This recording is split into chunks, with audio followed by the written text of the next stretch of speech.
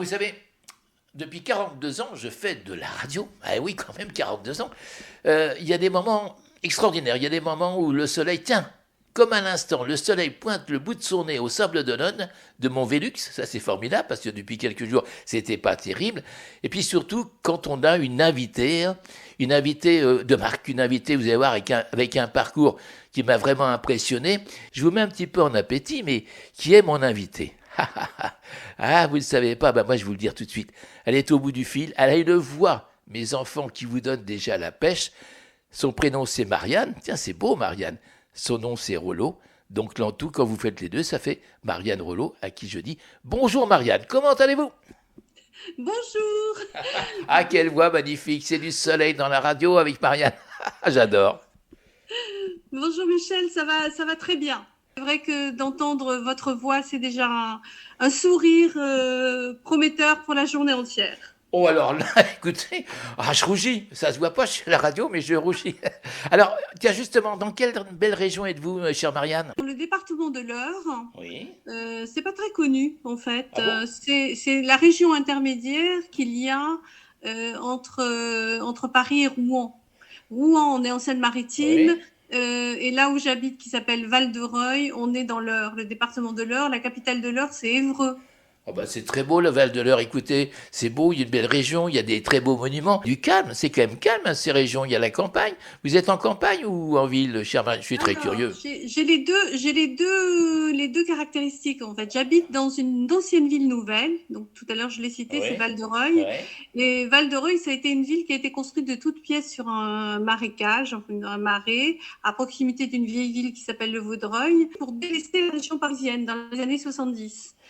Un peu comme Cergy-Pontoise, ou exactement comme Cergy-Pontoise, sauf qu'elle n'a pas pris l'essor qu'ont pris ces autres villes qui ont été construites à la même époque. Maintenant, on dit que c'est une ancienne ville nouvelle parce que les villes nouvelles durent 40 ans. Au bout de 40 ans, elles C'est sont plus dans ce statut-là.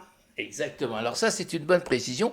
Donc, belle région. Vous savez, on a de la chance d'être en France. Toutes les régions sont belles, qu'on le veuille ou non. Même des fois, il y a des villes plus difficiles que d'autres. Mais quand même, moi, j'ai la chance d'être au Sable-d'Olonne. Et je peux vous dire qu'en ce moment, au Sable-d'Olonne, nous pourrions nous croire en été, vu le monde pour l'accueil des skippers qui arrivent pratiquement tous les jours. Alors, sous des trompes d'eau il y a quelques jours, maintenant il y a du soleil. Je peux vous dire, j'adore cette ville, j'y suis depuis plus de 20 ans. Les Sables d'Olonne, c'est le bord de mer, l'une, alors soi-disant, comme dit Monsieur le maire, la plus belle baie du monde, mais c'est vrai qu'on est pas mal. Alors, si j'ai la chance de vous avoir aujourd'hui en direct, grâce à qui? C'est grâce à un monsieur qui s'appelle François Michalon, mon conseiller, et oui, depuis plusieurs années, en communication, et surtout en allègement un petit peu mental, en allègement personnalisé. Je l'ai eu il y a quelques instants, il vous dit un grand bonjour. Alors, je vais me permettre, Marianne, si vous êtes d'accord, pourriez-vous me faire un portrait de François Michelon qui nous a mis en contact tous les deux quand même, il faut le dire. Vous êtes d'accord ou pas? Oui, oui, oui, tout à fait. Alors François Michalon, c'est quelqu'un avec qui je travaille beaucoup en ce moment. Dans le cadre du Speakers Bureau que je dirige, donc le Speakers Bureau, c'est une agence de conférenciers. Et François Michalon fait partie des 50 conférenciers de mon Speakers Bureau. C'est une personne que je qualifie volontiers de délicieuse. C'est-à-dire que c'est quelqu'un à la fois urbain, nonchalant, sympathique, toujours de bons conseils, amical. Ce genre de personne vers qui on se tourne facilement et en qui on a confiance tout de suite.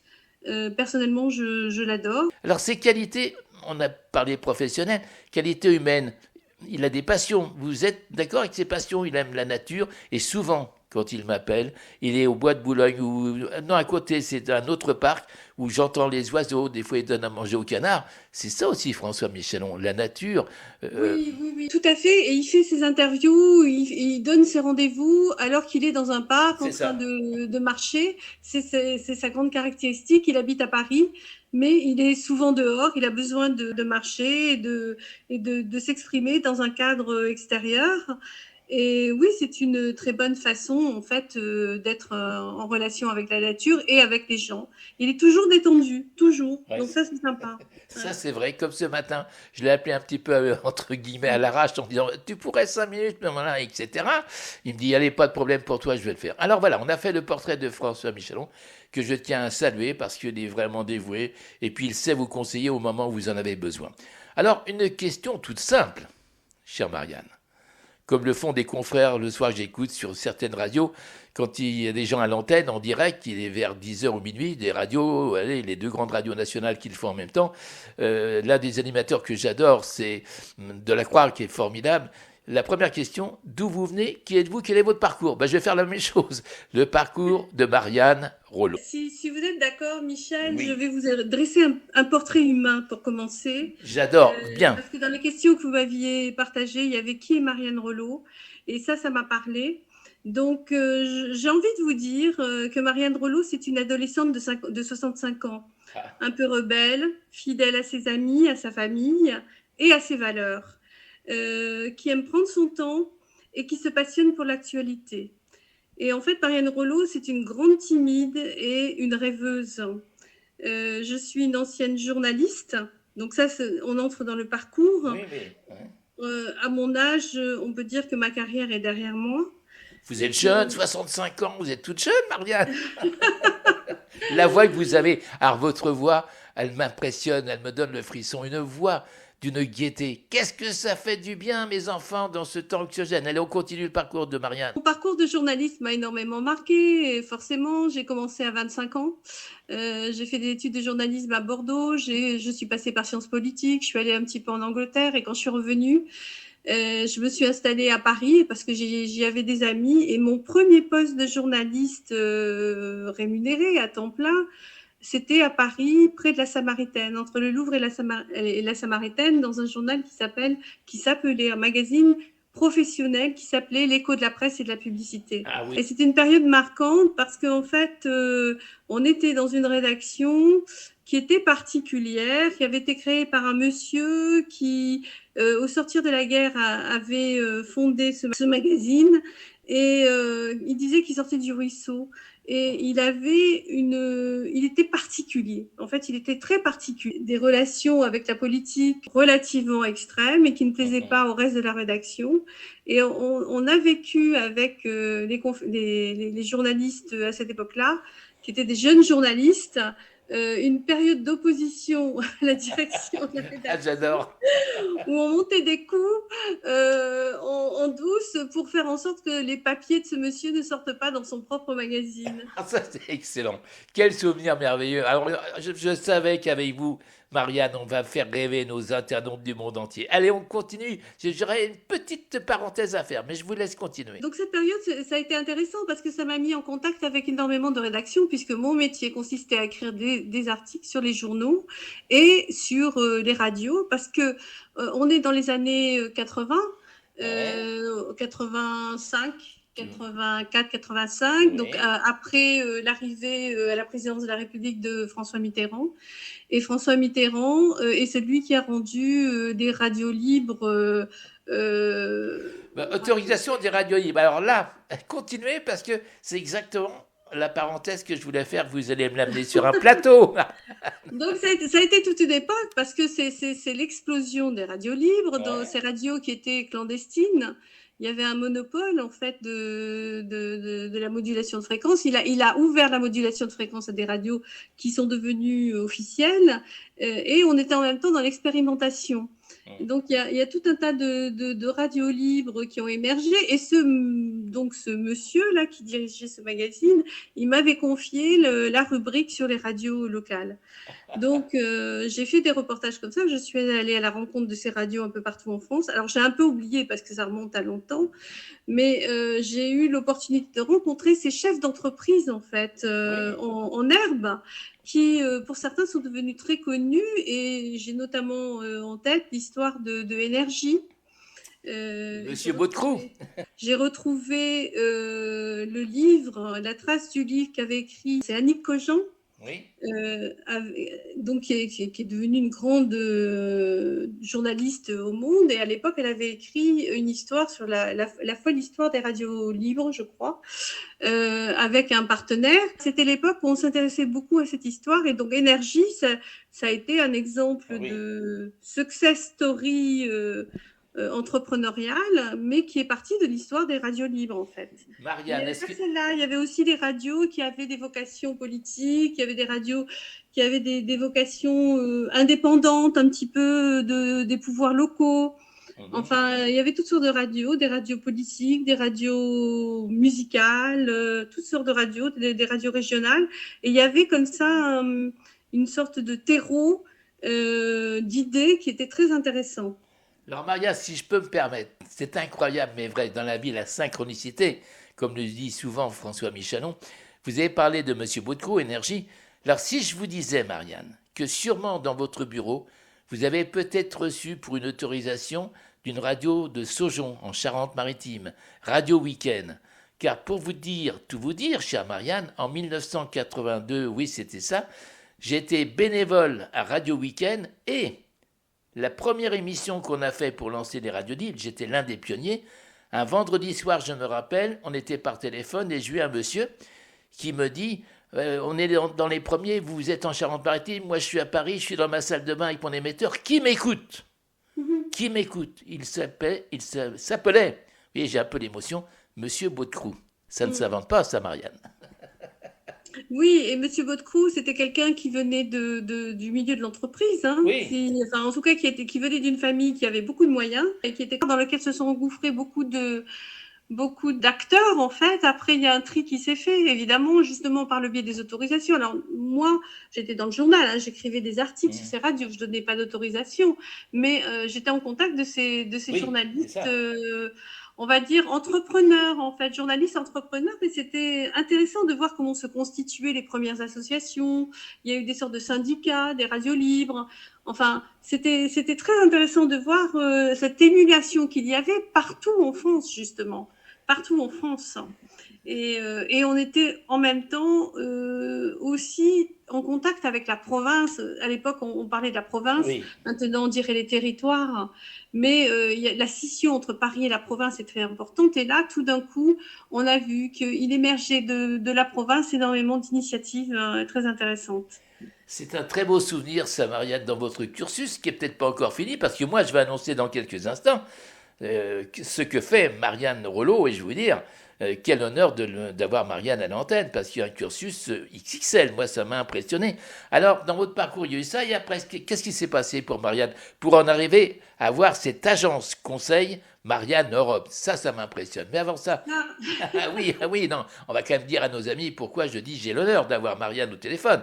Puis vous allez voir, c'est pas fini, on va parler de plein de choses, on va mettre, j'allais dire, plein de petits points de précision sur son parcours exceptionnel. Dans le parcours, qu'est-ce qu'il y a eu avant de faire Marianne Conseil, Marianne Europe là?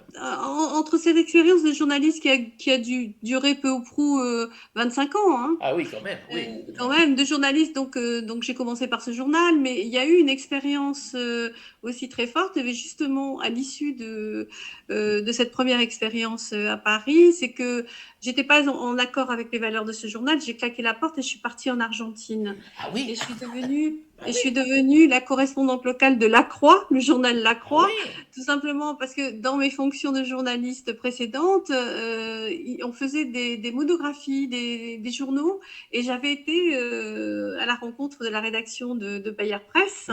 Et j'avais trouvé, c'était un journal formidable, hein, La Croix, ça l'est toujours d'ailleurs. Oui, Et moi, je ne suis pas catholique, je dois te dire, mais le journal avait déjà une très bonne réputation en termes rédactionnels.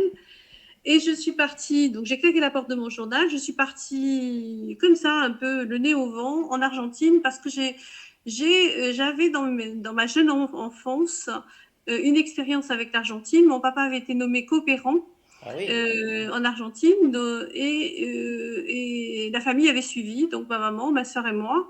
Et j'ai passé un an, entre 5 et 6 ans, ou 6-7 ans, dans les années 60 à Buenos Aires, et j'ai fait mon cours préparatoire en Argentine dans une école de Buenos Aires.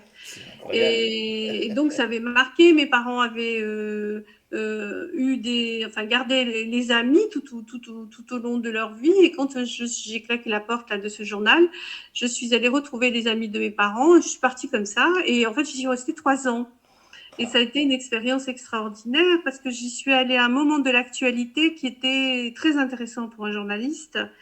Autant dire que sur une période de 3 ans, j'ai croisé 2 tentatives de coup d'État, 1 ou 2 crises économiques comme seule l'Argentine peut les connaître.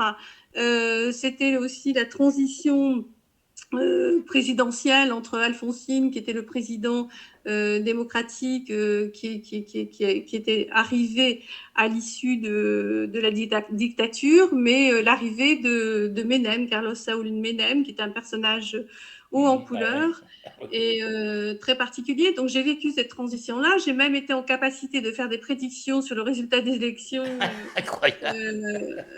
présidentielles au moment où en France tout le monde disait c'est Alfonsine qui va être réélu, et pas du tout. C'est Carlos Saúl Menem qui a été réélu parce que justement j'étais sur le terrain. Vous qui dites que c'est très important d'être sur le terrain. Ah, tout à fait. J'étais sur le terrain et je sentais les signaux faibles en fait. Je voyais qu'il y avait quelque chose qui montait en faveur de ce personnage. Et bon, alors cette période, ça a été vraiment extraordinaire, vraiment. Je le sens dans votre voix, Marianne, la passion. Alors, juste une question avant de continuer, parce que je pense que dans quelques minutes, nous allons faire la première pause musicale. Vous savez, c'est un petit peu le synopsis de Paroles de femmes. Si je peux vous demander, dans cette période de 3 ans en Argentine, quel est l'un des plus beaux moments qui reste, ou est resté, ou qui reste sur votre disque dur, si c'est possible, Marianne?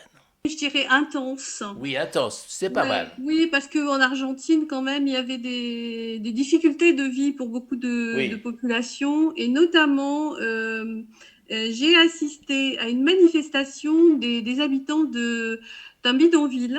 Donc, il se trouve que Buenos Aires était cerné par des bidonvilles. Et donc, je ne sais plus à quelle occasion, les gens qui sont sortis du bidonville en masse, avec, vous savez, comme on fait les manifestations en Argentine, des tambours. Et c'était impressionnant parce que c'était l'arrivée d'un flot de population vers la ville, vers le centre-ville de Buenos Aires, des gens comme ça qui arrivaient tous ensemble. Ah oui. Et c'était saisissant, en fait, comme image, parce que ça, on l'a jamais vécu en France, en tout cas de cette façon-là. Et ça, c'était un premier souvenir. Le deuxième souvenir, c'est le sentiment qu'on a dans la rue dans une période d'hyperinflation. Ce que je souhaite à personne et à aucun pays, c'est-à-dire que, vous savez, c'est l'argent qui se dévalue en 30 secondes, en fait. Oui, c'est ça. Et le sentiment qu'on a quand on est dans la rue, qu'on voit les commerces qui ferment, qu'on voit les panneaux qui apparaissent sur les vitrines en disant n'a plus de marchandises, les échanges d'argent. Alors ça se faisait dans les entrées d'immeubles. Ah, dis donc. Parce que c'était de l'argent, vous savez, on échangeait l'argent local contre des dollars et il y avait un trafic permanent. Les gens qui marchaient de manière furtive avec leur argent sur eux. Qui avaient peur de se faire voler parce qu'ils se baladaient comme ça avec leur argent dans les valises en fait. C'est pas incroyable. Et c'est un sentiment très très étonnant en fait. Des côtés extrêmes comme on en connaît en Argentine parce que les Argentins sont des gens un peu extrêmes dans leurs sentiments et dans leur façon d'agir. Ce sont des choses comme ça que j'ai retenues sur ces expériences qui étaient aussi des expériences journalistiques. Alors, non seulement vous avez le talent de l'écrit, parce que je reprends La Croix est toujours très cotée, une très, très bonne revue que j'écoute souvent de des radios, des références avec La Croix, mais vous avez aussi le talent d'oratrice. Vous nous racontez cette passion avec le petit frisson qui commence à venir de mon côté, parce que vous avez le tonus, la voix. Alors, je vais vous permettre d'alléger un petit peu, pour prendre un petit verre d'eau si vous le souhaitez, parce que nous allons avoir la première respiration ou allègement musical. Et vous m'avez fait un choix qui me ravit totalement, qui me convient. Pourquoi ce choix? Écoutez bien, amis internautes, prendre un enfant par la main. Très très belle chanson. Pourquoi cette chanson vous parle et que vous souhaitez l'entendre dans quelques instants? Alors pour moi, c'est une chanson iconique qui me relie. Alors tu vois, j'ai l'émotion qui monte là. Ah ouais, il la faut cette émotion, Marie. Je l'aime à la radio, vous allez la faire partager. Et j'ai tutoyé, je suis désolée. Ah non, non, au contraire. Donc, il se trouve que j'ai une tante que j'aime beaucoup, qui a 80 ans, qui est une Toulousaine et qui affronte en ce moment une affreuse maladie, maladie d'Alzheimer. Ouais. Et cette chanson me renvoie à toute l'action qu'elle a menée dans son village. Alors, elle habite à Versailles, dans la région toulousaine, et elle était responsable d'une association culturelle. Et cette chanson-là était l'emblème d'un événement qu'elle avait organisé dans le cadre de cette très jolie ville de Versailles. autour de théâtre, de musique. Et donc, cette chanson-là me rappelle cette période, en fait. Que c'est beau. Alors, Marianne? Oui, oui, évidemment, le thème est magnifique, hein. Le thème est magnifique. C'est une chanson qui est rentrée dans les écoles, Ouais. devenue un classique. Donc, tout ce qui renvoie à l'enfance, c'est toujours émouvant. Et en plus, c'est une chanson iconique. Je pense que tous les enfants de France l'ont étudiée à l'école. Un Alors, texte magnifique. alors, un grand merci de m'avoir permis de réécouter cette chanson. 2013, Agence Conseil Marianne Europe, mes enfants, le Speakers Bureau à cœur de vos intérêts ou ACME, explication. Là, nous entrons dans l'autre vie, entre guillemets, de Marianne Rollo. Allez, Agence Conseil 2013, qu'est-ce qui vous a motivé à monter cette organisation, j'allais dire, cette entité extraordinaire? Vous allez voir ce qui se cache dans cette entité, dans le bon sens du terme. Qu'est-ce qui vous a motivé, Marianne? Quand j'ai créé l'agence Conseil Marianne Europe, au départ, c'était pas un speakers bureau. Oui. C'était une agence d'intelligence économique. Et j'ai exercé cette activité avec Acme. Je l'appelle Acme. C'est ma Oui. façon à moi de désigner Moi, j'ai dit ACME, c'est Acme, alors, l'agence. d'accord. Ouais, Acme. J'ai exercé cette activité pendant 3-4 ans. Et en réalité, c'était très difficile d'en vivre, hein. Je faisais de l'information, je faisais des lettres économiques, Ah je oui. travaillais pour des collectivités. Et en fait, mon activité a été très concurrencée par Google. Ah, Ou alors, il fallait avoir des outils très sophistiqués qui coûtaient très cher à l'époque pour pouvoir faire des propositions beaucoup plus nourries, en fait, en termes de recherche de l'information économique au profit des acteurs qui avaient besoin de ces informations pour se développer. Donc, à un moment donné, je me suis dit, qu'est-ce que je fais? J'arrête ou pas? Et c'est ma maman qui m'a suggéré de commencer à promouvoir des personnes qui voulaient devenir conférenciers. ah oui. Et on avait dans nos relations une personne qui est sur le Speakers Bureau, mais qui est très discrète, qui s'appelle Cécile Lévy, qui était une fille qui a des diplômes, des super diplômes, hyper expérimentée dans tout ce qui est agronomie et tout ce qui est, vous savez, les goûts, les sens, les goûts, les parfums, enfin, Ah oui. et qui à un moment donné, s'est arrêtée net de travailler pour des grandes entreprises et a décidé de faire de la médecine chinoise. Ah, Et donc, elle est à Marseille, elle a monté son cabinet de médecine chinoise, elle donne des cours aussi particuliers auprès des personnes qui sont en recherche de bien-être. Et donc, j'ai fait rentrer cette personne sur ce qui était le prémisse de mon Speakers Bureau, en fait, au départ, un début de catalogue, avec la conférence de Cécile sur la médecine chinoise. Qu'est-ce que c'est que la médecine chinoise? Qu'est-ce qu'on va chercher dedans? Et quel bien-être on peut apporter aussi aux chefs d'entreprise, hein, grâce à la médecine chinoise. C'est devenu un catalogue où j'ai fait rentrer des gens et on a fonctionné sur le format de test-erreur, hein. Ça a duré un certain temps, ouais. jusqu'à ce que j'arrive à l'idée que je voulais avoir en fait un Speakers Bureau, c'est-à-dire quelque chose d'un peu plus consistant et organisé avec une plateforme, et que j'allais recruter en quelque sorte ou détecter 50 conférenciers dans des domaines différents. Alors j'étais sur l'innovation, la créativité, la gestion, le management, développement personnel, développement professionnel, développement durable aussi, et recherche de personnalités impactantes. Et petit à petit, comme ça s'est construit. Et donc aujourd'hui, j'ai ce Speakers Bureau. Je peux me permettre de l'appeler comme ça parce que c'est un bureau, c'est-à-dire une agence qui est organisée avec 50 conférenciers qui me sont fidèles et pour lequel j'ai travaillé la notoriété. Et maintenant, on peut dire qu'au terme de 5 ans de ces tests-erreurs, j'arrive à proposer quelque chose de cohérent sur lequel il y a 50 conférenciers dans différentes thématiques, donc des thématiques complémentaires et qui sont des conférenciers qui sont pour certains très connus et pour d'autres qui sont dans le cheminement vers plus de notoriété, de visibilité. Et je les accompagne sur cet aspect-là.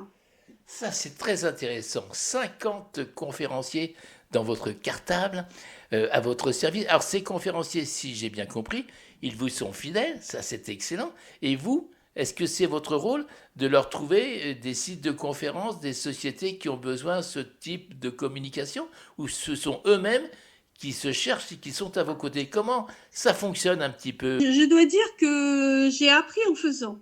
Ah, Parce que c'est un milieu qui, en France, est encore un peu immature. mhm. Les agences de conférenciers, ça existe peut-être depuis longtemps en France, mais d'abord, il n'y en a pas beaucoup. Ensuite, c'est quelque chose qui vient du monde anglo-saxon. D'ailleurs, Speakers Bureau, Oui, c'est c'est ça. bureau au singulier, c'est la dénomination anglaise, en fait, de ces agences. Et dans les pays anglo-saxons, la relation au conférencier est totalement différente de ce qui se passe en France. En France, on est beaucoup dans l'académisme. Et en fait, les conférenciers auxquels on pense spontanément, ce sont souvent des experts. Ça peut être des profs d'université, par exemple. J'en ai un sur mon Speakers Bureau. Mhm. Et c'est aussi si vous voulez, en France, on va beaucoup chercher la recommandation du pair. C'est-à-dire, on est un chef d'entreprise, on veut organiser une conférence, on va demander à l'entreprise d'à côté quel conférencier elle a fait Ah intervenir. oui, c'est ça. Ça Le marche côté beaucoup comme relationnel, ça. on est bien d'accord. Donc Mhm. en fait les speakers bureaux, ils ont besoin de se faire une place. Je suis chercheuse de conférenciers, donc je fais de la sélection, Mhm. détection de conférenciers. Je suis assembleuse parce que j'organise des événements où j'assemble des conférenciers sur des thématiques. Excellent.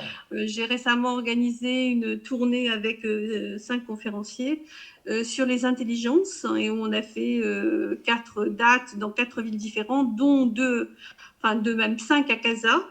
Et Ah, dis donc. c'était une expérience extraordinaire. Et puis, je suis pourvoyeuse, c'est-à-dire pourvoyeuse de conférenciers pour les gens qui veulent faire intervenir des conférenciers. Ce sont des entreprises, des organisations, des associations, toutes les personnes qui organisent en fait des événements, soit une fois dans l'année, soit régulièrement, et qui ont besoin de faire intervenir des conférenciers. Et là, c'est la partie où je commence à me développer, parce qu'en fait, la partie construction du bureau, elle m'a pris un certain temps. Mhm. Et maintenant mon objectif, c'est justement de créer cette relation de confiance avec des acheteurs de conférences, donc des entreprises en grande partie, que j'ai pu avoir avec les conférenciers qui figurent sur mon Speakers Bureau. Formidable. Et cette relation de confiance, eh ben, ça demande du temps. Et Oui. ça me demandait aussi à moi de bien comprendre l'état d'esprit dans lequel intervenaient mes conférenciers et ce qu'ils proposaient. Et c'est en train de se produire. C'est-à-dire que maintenant, one-to-one, ce que j'appelle one-to-one, auprès de chacun de mes conférenciers qui le souhaitent, je développe un service qui leur permet justement d'aller chercher les entreprises qui leur correspondent et vice-versa. Je vous ai écouté avec beaucoup d'attention parce que là, ça me parle énormément, ce que vous faites. Mais il y a donc la fidélité, il se crée aussi des amitiés, je pense. Ça devient des collaborateurs, des amis. Donc, Tout à fait. ça fonctionne d'autant mieux qu'il y a la relation de confiance. Alors, est-ce que ce serait possible, là, si c'est non, c'est pas grave, d'avoir quelques têtes d'affiche de vos conférenciers, ou surtout, non, je vais dire têtes d'affiche, mais surtout des conférenciers qui vous touchent particulièrement par leur fonction, leur empathie, leur discours et ce qu'ils vous révèlent. C'est possible, quelques-uns, pour nous donner quand même, puis même les mettre en valeur. Tiens, c'est ça un petit coup de pub pour eux, je pense qu'ils le méritent. Alors oui, mais c'est un peu délicat. C'est C'est un peu délicat, je m'en délicat doutais. parce que, bon, ils sont 50. Ils sont 50, c'est pas énorme. Moi, j'engage les personnes qui m'écoutent à aller voir directement sur ma plateforme qui s'appelle Voilà, marianneeurope.fr. c'est ce qu'on va Il y faire, en a formidable. 50, c'est pas énorme. Ils peuvent dérouler les profils. Il y a leur photo, il y a leur nom. Et ils peuvent rentrer dans les profils. Et surtout, ce qu'on a créé sur la plateforme, c'est un système d'étiquette. C'est-à-dire que selon le sujet qui est recherché, alors voilà, je dis alimentation, commerciale, communication, créativité, il y a un tri qui s'opère sur la possibilité de faire intervenir ces conférenciers dans ces domaines-là. Hmm. Et puis, vraiment, j'engage les personnes qui souhaitent recourir à un conférencier de faire ce petit travail de découverte, en fait, des profils, et puis après de prendre contact avec moi, parce que tout n'y est pas. D'abord, moi, je connais des conférenciers qui sont pas sur le Speakers Bureau, mais qui sont des personnes dignes d'intérêt. Je fais ce travail de repérage, en fait. Et puis, par ailleurs, les conférenciers qui sont sur mon Speaker Bureau, pour beaucoup, ils s'adaptent à la demande. Et Mhm. donc, bon, je vais juste en citer un parce que j'ai eu un entretien avec lui tout à l'heure et c'était tout à fait intéressant. Le commandant Antonin, Ah oui, Donc il y a un commandant, je ne sais pas si on dit d'actif, de l'armée de terre, oui. Mhm. qui est maintenant sur Paris, mais qui a géré des équipes de 140 personnes. Il intervient auprès de qui le demande, en fait, sur des questions de management, de décision, enfin, beaucoup de choses qui touchent à l'organisation, en fait, d'entreprise en tenue. En tenue Ah militaire, oui. c'est le Mhm. seul à faire ça. Il me disait sur une armée de terre qui compte, je crois de mémoire, 160 personnes. Mhm. Et c'est une personne tout à fait étonnante. Et beaucoup de personnes, j'ai aussi par exemple sur mon speakers bureau, donc ACME, une personne qui s'appelle Catherine Garsual. Il se trouve qu'actuellement, elle est la présidente du Césaire de Normandie. Ah oui, quand même. Ah oui. Le Conseil économique et Ah social, oui. elle intervient sur la médiation. Ma dernière recrue, c'était Christine Marsan, qui elle intervient sur les imaginaires, qui est une fille remarquable. On a plein tous, Claude Garcia, avec qui j'ai beaucoup travaillé sur l'intelligence artificielle et l'humain. Voilà, tu as cité tout à l'heure François. François, Oui. lui, c'est sur la force mentale. Et on développe un programme pour intervenir dans les entreprises, un programme tout à fait original, Mhm. où il intervient auprès des salariés à la demande du chef d'entreprise pour apporter du bien-être aux salariés. Ça s'appelle le SAS de décompression et il peut intervenir, ce qui est extrêmement rare, avec un médecin. C'est Ali Abdeji, je crois, le médecin. Oui, Voilà. aux urgences Ah oui. à Versailles. Ah oui. Donc un médecin en activité. Extraordinaire, Voilà. d'une gentillesse, d'une humilité. Et il s'occupe beaucoup des enfants. Je referme Ah la oui, parenthèse. oui, oui, donc bah, de toute façon, les qualités en fait, moi je vais rechercher les qualités des personnes pour mon speakers bureau. Je veux pas de quelqu'un qui a une grosse tête. J'ai défini des valeurs et si tu me permets, alors tu vois, je suis passée au tutoiement, je suis désolée. Mais au contraire, ça me touche beaucoup. Ça veut dire que nous sommes en connexion totale, en synchronicité, alors que on ne s'est jamais vu, sauf au téléphone. Je referme une Tout à autre fait. parenthèse. Désolée Michel. Bon, Ah non, au alors voilà, contraire. Non, je non. décris mes valeurs parce que je les ai travaillées et ça m'a permis de rebondir sur la façon dont je voulais exercer ce métier de speakers bureau, notamment face à une concurrence qui était un peu agressive et pour me démarquer. Et donc, j'ai déterminé 5-6 valeurs qui sont l'union, Oui. la force, et en fait, c'est l'union fait la force, hein, en grosso modo, la générosité. J'en profite au passage pour dire que Isabelle Calkins justement développe une conférence sur la générosité en entreprise. Ah, c'est bien. Mais Mhm. ouais, c'est super parce que c'est qu'est-ce que ça apporte en fait au management, la générosité en entreprise. Mhm. La curiosité, ça c'est mon métier de journaliste. L'ouverture, c'est le côté humain. Et puis sur les valeurs concernant l'écologie c'est la défense de la terre au travers du prisme de l'eau. Et ça, j'y suis très sensible parce que sans eau, il n'y a pas de vie. Exactement. Et ça me relie aux activités de mon papa, qui lui est un spécialiste des questions de l'eau et qui intervient sur les questions de la gestion durable de l'eau, qui est tout à fait d'actualité. Passionnant. Et on continue, chère Marianne. Je voulais dire, c'est que dans le droit fil de la réflexion sur les valeurs, parce qu'à un moment donné, je me suis dit, mais à quoi je sers dans cette histoire c'est quand même assez difficile. On est beaucoup au service de conférenciers où il y a quand même une certaine forme d'ego. Donc les gens sont tournés vers eux et pas tellement vers les autres. Ils sont dans la gestion de leur carrière en quelque sorte. Et je me suis dit, qu'est-ce que je peux apporter de plus? Donc il y a eu ces fameuses valeurs et donc cette fameuse union qui pour moi est très importante. Puis en plus, je suis née dans le sud-ouest, Ah, ah. donc à Agen, et c'est un petit peu les mousquetaires, si tu veux, Oui, l'esprit ah, j'aime mousquetaire. bien. Ouais, ouais, ouais. Comment je peux qualifier ce speakers bureau? Donc, au cœur, Acmé au cœur de vos intérêts, c'était le début. En fait, c'était le début de l'expérience. Et maintenant, je me suis dit, mais finalement, il y a beaucoup de gens qui sont sur la créativité, l'innovation. Les conférenciers sont sans cesse en recherche d'amélioration. Ce sont vraiment des processus d'amélioration continue. Comment je peux qualifier ce speakers bureau? Donc, Acmé au cœur de vos intérêts, c'était le début. En fait, c'était le début de l'expérience. Et maintenant, je me suis dit, mais finalement, il y a beaucoup de gens qui sont sur la créativité, l'innovation. Les conférenciers sont sans cesse en recherche d'amélioration. Ce sont vraiment des processus d'amélioration continue. Des gens qui ont une longueur d'avance. Mhm. J'ai un petit peu changé la formulation et je voudrais qu'on considère le speakers bureau comme un speakers bureau avec un temps d'avance et des conférenciers avec un Ouais. temps d'avance. Super. Sachant que la notion de temps, pour moi, c'est important. C'est-à-dire que je suis à la fois une personne qui aime prendre son temps, Et ça se voit, ça fait partie de ma personnalité, mais en même temps, il y a de la réactivité et en même temps, je suis très sensible. Une de mes grandes forces ou capacités, c'est l'analyse. Je suis j'ai une très bonne capacité analytique et ça vient de mon activité de veille. Parce que ce que je vous ai pas dit, Michel, c'est que quand j'ai été virée de mon dernier magazine pour lequel j'ai travaillé à 50 ans et qu'il a fallu que je me repositionne, j'ai suivi un cursus de lobbying européen. Ah oui.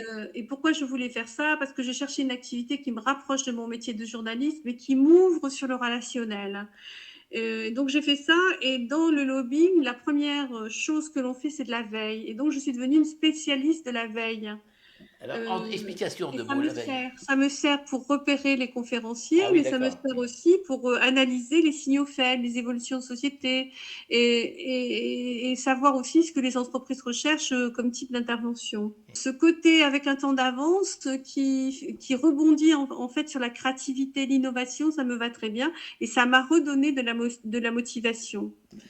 Alors, la motivation, alors je vais vous dire, Marianne, vous êtes quand même très douée. Parce que sans se connaître beaucoup, de quelques jours, j'avais noté 2 mots importants sur mon cahier, le mot temps et le mot veille. Vous venez de les expliquer. C'est pas mal tout ça. Très bien, bravo. Bah oui, Quelle synchronicité, Marianne, formidable. Ah, que du bonheur, que du bonheur. Alors, il nous reste encore un tout petit peu de temps. L'autre question, l'une des dernières avant de poser une question plus indiscrète que je pose à toutes mes invités ou invités. Les objectifs maintenant, on les a compris de Marianne, c'est quoi maintenant? D'aller toujours plus loin, d'avoir peut-être encore plus de conférenciers? Dites-nous tout. Objectif 2025, 2026, 27. Les objectifs, c'est clairement de me créer un carnet d'adresses d'acheteurs de conférences Oui, privilégiés avec qui j'ai des relations de confiance. oui, c'est déjà pas mal. Des entreprises qui soient suffisamment, je dirais, à la fois en recherche, à l'écoute et innovatrices pour essayer de créer avec moi des projets d'ensemble, en fait. Parce que là est ma force, c'est que je peux leur proposer des associations de conférenciers pas nécessairement des gens très connus, mais des gens très pointus et très experts dans leur domaine de prédilection et qui en plus sont de bons orateurs. Donc là, je pense qu'il y a vraiment un chantier intéressant qui peut s'ouvrir sur la création d'événements ou la création d'interventions ciblées et adaptées, extrêmement pointues et adaptées. Et il y a de quoi faire sur le speaker bureau avec les Oui. 50 conférenciers. 50 conférenciers qui vont sûrement un jour devenir 60, 70. Alors moi, je vais faire ma réflexion avant d'arriver à la question plus intimiste. Moi, je vais dire, je le vois très bien, je ne suis pas voyant ni médium, mais je vois bien, Agence Conseil Marianne Europe Acme, une référence, un nom. Vous êtes d'accord ou pas? Une référence, oui, oui, oui. L'objectif, ce serait ça, c'est-à-dire ce qu'on appelle une marque, en fait. Voilà la marque Marianne Rollo. Oui, c'est ça, la marque Marianne Rollo et la marque Acme. Alors, c'est un peu difficile à Ouais. dire, mais c'est l'acronyme de Agence Conseil Oui. Marianne Europe. Non, mais ça va Il faut bien, moi, je savoir trouve. aussi, c'est que Acme, c'est l'apogée, c'est le sommet, Eh oui, donc c'est une c'est référence Le Graal, positive. chère madame. Chère Marianne, le Graal. Oui, c'est ça. Ben écoutez, Marianne, je pense que j'ai passé dans ma vie de radio un moment exceptionnel, un très beau moment, en live, en direct, avant d'attaquer la dernière question. Vous allez voir, qui n'est pas la méchante, la plus méchante, au contraire, mais des fois, c'est pas la plus facile. Je vais demander maintenant à Marianne Rollo le jardin secret de Marianne. Alors, le jardin secret, c'est quoi? Les passions, les activités, hors travail, hors communication. Vous voyez, c'est pas trop méchant comme question, mais on veut tout savoir sur Marianne Rouleau. Je suis une personne très secrète, en fait. Ah, C'est-à-dire zut. que des fois, je fais un métier public et en même temps, Oui. mon univers intérieur est quelque chose qui a une grande dimension. Et donc, je ne le partage pas beaucoup, en fait. Mais ce que je peux dire, c'est que mon jardin secret, c'est toutes les relations que j'ai accumulées au cours de ma vie, depuis la maternelle. Hein.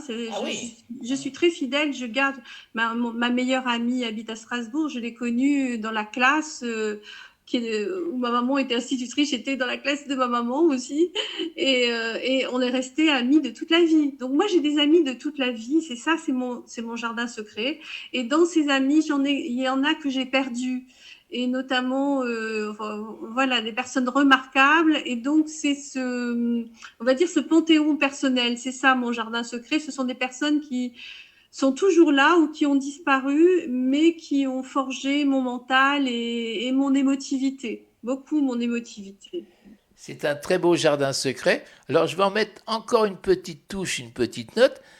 Musique, jardinage, nature, promenade, ça serait la fin de ce jardin secret. Là, c'est encore plus facile à répondre. Vous êtes passionné de quoi? Alors, c'est Bonne compliqué. question. C'est compliqué. Oui, ouais, c'est compliqué. En fait, je pense que je dirais que c'est stimulation intellectuelle. Ah oui. Donc, stimulation intellectuelle, d'où qu'elle vienne, en fait. Ça peut venir des réseaux sociaux. Par exemple, j'adore les débats télévisés. J'adore le traitement de l'actualité, voir comment on fait le journalisme, en fait. Le journalisme en action. Les techniques de communication m'intéressent. Et la musique, évidemment, je suis sensible à ça. Mais je n'ai aucune passion, je dirais, figée. D'accord. Je suis ouverte à plein de choses et je ne me considère pas comme très pointue sur les sujets, plutôt généraliste. Mais ce qui porte l'ensemble, c'est la relation à l'humain, en fait. C'est ça qui m'intéresse. Quand j'étais plus jeune, je disais j'aime les gens. Oui. Maintenant que je les pratique d'un peu plus près et que je dois mettre en pratique des actions de management, parfois je me pose la question. Je me dis, est-ce que je les aime vraiment? Mais en tout cas, c'est l'humain. C'est l'humain qui me guide et c'est la relation aux personnes qui m'intéressent. Et avec un grand sens de la sélectivité, quelque part. C'est-à-dire que j'ai peu d'amis, mais j'ai des amis fidèles, j'ai des amis de grande valeur. Ma famille, ça compte plus que tout. On est dans ce registre-là, c'est-à-dire plutôt peu et de très grande qualité que beaucoup. En tout cas, c'est une très belle réponse.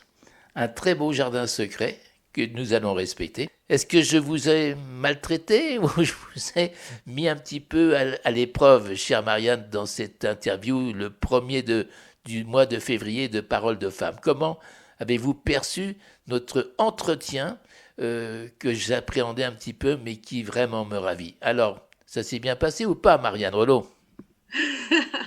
Michel, c'est parfait et je reconnais en vous quelque chose que moi j'apprécie beaucoup, c'est la chaleur humaine et puis la qualité de la voix, la qualité du questionnement, parce que le questionnement c'est aussi quelque chose qui me porte. Si vous êtes d'accord, j'aimerais vous partager une maxime que j'ai trouvée et qui m'accompagne dans ce que je fais. Je vous la communique. Je ne serais pas professionnel ni ami s'il ne le faisait pas. On n'attend que ça, chère Marianne. Alors, c'est une citation de Alfred de Musset dans son ouvrage Barberine et qui dit « Pour réussir dans le monde, retenez ces trois maximes. Voir, c'est savoir. Vouloir, c'est pouvoir. Oser, c'est avoir. » C'est très beau et je pense que ça plaira à monsieur François Michalon qui adore ces maximes. Alors, maintenant, ça va être encore plus facile. Vous avez choisi la dernière musique de ce Parole de Femme que je ne connaissais pas, mais qui va me parler beaucoup. C'est Jeanne Moreau, Tourbillon. Que vous inspire et pourquoi cette chanson pour la fin de cette interview assez exceptionnelle dans Parole de Femme? C'est une époque, c'est une autre époque. Bon, Jeanne Moreau, pour moi, c'est l'incarnation du charme. C'est le cinéma aussi, j'aime beaucoup le cinéma. C'est aussi les relations paradoxales un petit peu avec les gens.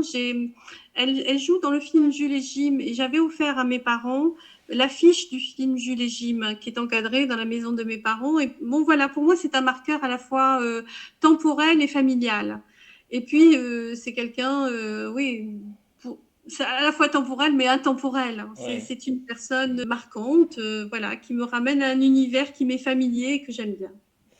Alors, vous l'aimez bien, on va écouter donc Tourbillon, choisi par Marianne Relot. Surtout, merci à François Michalon de m'avoir fait rencontrer Marianne Relot. Et je vais juste te dire, en mot de conclusion, peut-être à très bientôt, Marianne Relot. Certainement, Michel, et merci de m'avoir accueilli dans votre émission et de m'avoir permis de m'exprimer au bout de votre voix, qui est une très jolie voix.